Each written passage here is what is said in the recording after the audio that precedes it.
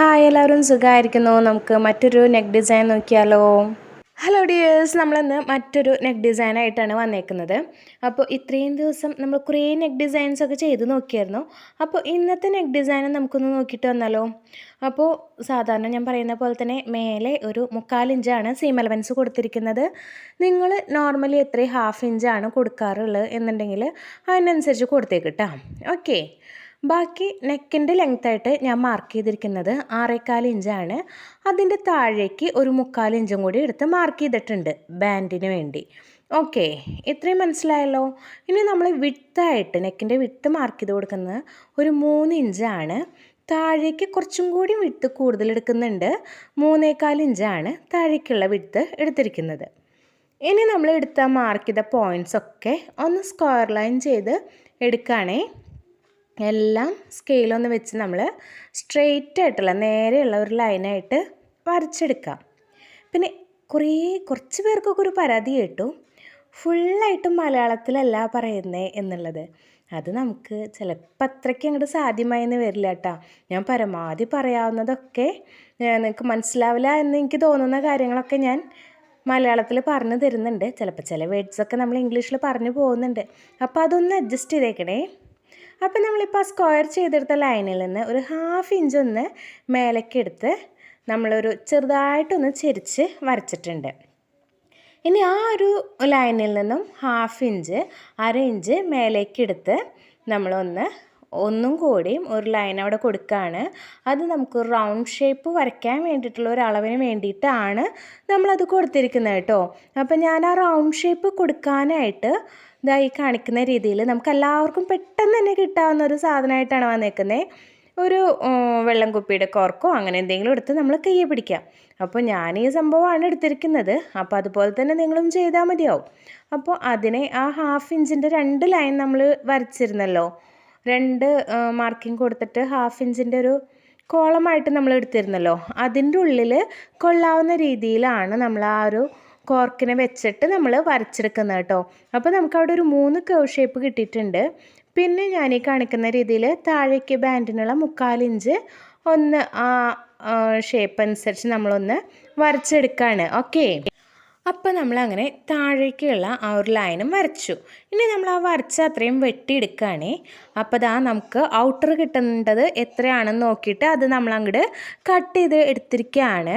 ശേഷം നമ്മൾ മേലെ ആ ചെറിയൊരു ബാൻഡ് പോലെ നിർത്തിയിട്ടാണ് നമ്മൾ കട്ട് ചെയ്തെടുക്കുന്നത്. ആ ഒരു ലൈൻ കട്ട് ചെയ്യുമ്പോൾ പ്രത്യേകം ശ്രദ്ധിക്കണം കേട്ടോ, അപ്പുറത്തേക്ക് കട്ടിങ് പോവരുത്. പിന്നെ താഴെ നമ്മൾ ആ കർവായിട്ട് വരച്ചെടുത്തിട്ടുണ്ടല്ലോ, ആ ഒരു ലൈനിലാണ് നമുക്കിനി കട്ട് ചെയ്തെടുക്കേണ്ടത്.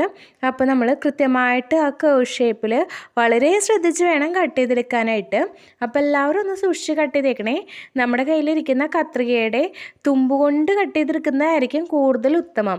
ഇനി കറക്റ്റായിട്ട് കത്രിക പിടിക്കാൻ അറിയാത്തവരോ അല്ലെങ്കിൽ അത്രയ്ക്ക് അങ്ങോട്ട് എക്സ്പീരിയൻസ് ഇല്ലാത്തവരാണെന്നുണ്ടെങ്കിൽ ഒന്ന് സൂക്ഷിച്ചേക്കണം. ചെറിയ കത്രിക യൂസ് ചെയ്തിട്ട് കട്ട് ചെയ്തെടുത്താലും മതിയാകും.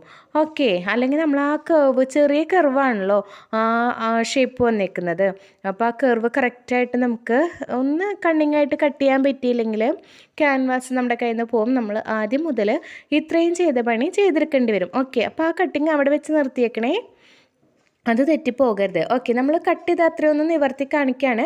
ഇങ്ങനെയാണ് നമുക്ക് ആ ഒരു ക്യാൻവാസിൻ്റെ ഡിസൈൻ വന്നേക്കുന്നത്.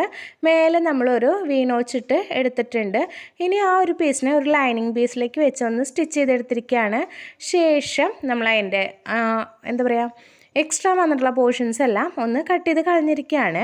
ഇനി നമ്മളൊന്ന് അതിനെ ആവശ്യമായ ഒരു പീസിലേക്കൊന്ന് വെച്ച് അറ്റാച്ച് ചെയ്തിരിക്കണം. അപ്പം നമുക്ക് ഏത് പീസിലേക്കാണോ വെച്ച് കൊടുക്കേണ്ടത് ആ പീസിലേക്ക് നമ്മൾ വീനോച്ച് അനുസരിച്ച് കറക്റ്റായിട്ട് സെൻറ്റർ പോർഷൻ ഒന്ന് വെച്ച് കൊടുക്കാം. പിന്നെ ഞാൻ അച്ചാല 2-3 സ്റ്റിച്ചൊക്കെ കൊടുത്തിട്ടുണ്ട്. വേറെ ഒന്നല്ല, അതൊന്നും നമുക്ക് അവിടെ കറക്റ്റായിട്ട് ഇരിക്കാൻ വേണ്ടിയിട്ടാണ്. നമ്മൾ ആ ഷേപ്പിൽ കറക്റ്റായിട്ട് സ്റ്റിച്ച് ചെയ്തെടുക്കുന്നതിന് മുന്നേ ഇങ്ങനെ ഒന്ന് തലങ്ങനം വിലങ്ങനം ഒന്ന് സ്റ്റിച്ച് ചെയ്ത് കൊടുക്കുക. ഓക്കെ, അപ്പോൾ അതവിടെ നമുക്ക് ഉറപ്പായെന്നുള്ളൊരു മനസ്സിനൊരു തൃപ്തി വരുമല്ലോ. അപ്പോൾ അതിന് ശേഷം നമുക്ക് ആവശ്യമായ രീതിയിൽ ആ ക്യാൻവാസിനോട് ചേർന്ന് ക്യാൻവാസിലേക്ക് കൊള്ളാത്ത രീതിയിൽ നമ്മൾ ഈ കാണിക്കുന്ന രീതിയിൽ ഒന്ന് സ്റ്റിച്ച് ചെയ്തെടുക്കാം. ആ കർവ് വരുമ്പോൾ നമ്മളൊന്ന് ശ്രദ്ധിക്കണേ. അപ്പോൾ ആദ്യം 2 സൈഡും ഒന്ന് നമ്മൾ സ്റ്റിച്ച് ചെയ്ത് നിർത്താണ്. ഇപ്പോൾ ഈ സൈഡ് സ്റ്റിച്ച് ചെയ്ത പോലെ തന്നെ അപ്പുറ സൈഡ് നമ്മൾ ക്യാൻവാസിനോട് ചേർന്ന് സ്റ്റിച്ച് ചെയ്ത് നിർത്താണ്. ശേഷമാണ് നമ്മൾ ആ കർവിലേക്ക് പോകുന്നത്. ഓക്കെ, നിങ്ങൾക്ക് മനസ്സിലായി കാണുമല്ലോ. ഓക്കെ, ഇനി ഇവിടെ നിന്നാണ് നമ്മൾ ആ കേർവ് ഷേപ്പ് കറക്റ്റായിട്ടൊന്ന് എടുക്കുന്നത്. കണക്ട് ചെയ്ത് സ്റ്റിച്ച് ചെയ്ത് പോകണം കേട്ടോ. അവിടെ സ്റ്റിച്ച് ചെയ്ത് നിർത്തിയത് അവിടെ നിന്നോട്ടെ എന്ന് വിചാരിക്കരുത്. നമ്മൾ പിന്നെ ഒരു സ്റ്റിച്ച് ഇട്ട് ഫുൾ റൗണ്ട് ഇതേപോലെ ഒന്ന് സ്റ്റിച്ച് ചെയ്ത് എടുക്കുകയാണെങ്കിൽ അത്രയും നല്ലതാണ്. ഓക്കെ, അപ്പോൾ ആ കറക്റ്റായിട്ട് നമുക്കവിടെ ഫിറ്റിംഗ് കറക്റ്റായിട്ട് കിട്ടാൻ വേണ്ടിയിട്ടാണ് നമ്മളിതുപോലെ സ്റ്റിച്ച് ചെയ്തെടുക്കുന്നത്. ആ കർവിങ് വരുന്ന കാരണം കൊണ്ട് മാറിപ്പോവരുത്. മാറിപ്പോയിട്ടുണ്ടെങ്കിൽ നമുക്ക് മൊത്തത്തിൽ ആകെ ഒരു അലങ്കോലമായി പോവും. അപ്പോൾ അതുകൊണ്ടാണ് ഇത്രയൊക്കെ ഞാൻ ഡീറ്റെയിൽ ആയിട്ട് പറഞ്ഞു തരുന്നത് കേട്ടോ. അപ്പോൾ കട്ട് ചെയ്യുമ്പോഴും നമ്മളതുപോലെ തന്നെ 2 സൈഡും കട്ട് ചെയ്തു. അത് കഴിഞ്ഞിട്ടാണ് ഈ താഴത്തെ പോർഷനൊന്നും ഞാൻ കട്ട് ചെയ്ത് ആ നടുക്കുള്ള പീസിനെ മാറ്റിക്കളയുന്നത്. ശേഷം ഓരോ കർവിൻ്റെയും ആ കുനിപ്പ് വരുന്നിടത്ത് നമ്മൾ സ്ട്രെയിറ്റ് ആയിട്ടൊന്ന് ഇതുപോലെ കട്ട് ചെയ്ത് കൊടുക്കാം. നമ്മൾ സ്റ്റിച്ച് ചെയ്ത സ്റ്റിച്ചിലേക്ക് കൊള്ളാത്ത രീതിയിൽ നമ്മളൊന്ന് കട്ട് ചെയ്തെടുക്കുക. ഓക്കെ, ശേഷം അതിനൊന്നിങ്ങനെ കർവ് ഇങ്ങനെ ചെരിച്ച് കട്ട് ചെയ്ത് കൊടുക്കുക. നമുക്ക് ആ കർവ് ഒന്ന് മറച്ചെടുക്കണമല്ലോ, ആ കറക്റ്റ് ആർച്ച് ഷേപ്പ് നമുക്ക് കിട്ടണമല്ലോ. അപ്പോൾ അതിന് വേണ്ടിയിട്ടാണ് ഇത്രയും തത്രപ്പാടൊക്കെ ചെയ്യുന്നത് കേട്ടോ. നമുക്ക് സ്റ്റിച്ചിങ് കഴിഞ്ഞ് വരുമ്പോൾ നല്ല ഫിനിഷിംഗ് ആയിട്ട് കിട്ടണമല്ലോ, അതാണല്ലോ നമ്മുടെ എല്ലാം ആഗ്രഹം. അപ്പോൾ ഫൈനൽ ലുക്ക് ഒന്ന് നമുക്ക് നോക്കാം. ഇതാണ് അതിൻ്റെ ഒരു ഫൈനൽ ലുക്ക് വരുന്നത്. ഇത് മറുപുറമാണ്. അപ്പോൾ ബാക്കിയുള്ള പോർഷനൊന്നും ഞാൻ കൈവച്ചിരിക്കുന്ന ആ ഒരു പോർഷൻ നിങ്ങളൊന്ന് ഹെം ചെയ്ത് കൊടുക്കണേ, ഇല്ലെങ്കിൽ മെഷീനിൽ തന്നെ ഒന്ന് സ്റ്റിച്ച് ചെയ്തെടുക്കാം. അപ്പോൾ നമ്മുടെ വീഡിയോസ് കണ്ട് ഇഷ്ടപ്പെട്ടവരാണെന്നുണ്ടെങ്കിൽ ഒന്ന് ലൈക്ക് ചെയ്യാതെ പോകരുത്. പിന്നെ അതുപോലെ തന്നെ സബ്സ്ക്രൈബ് ചെയ്യാൻ മറക്കരുത്. Thank you for watching.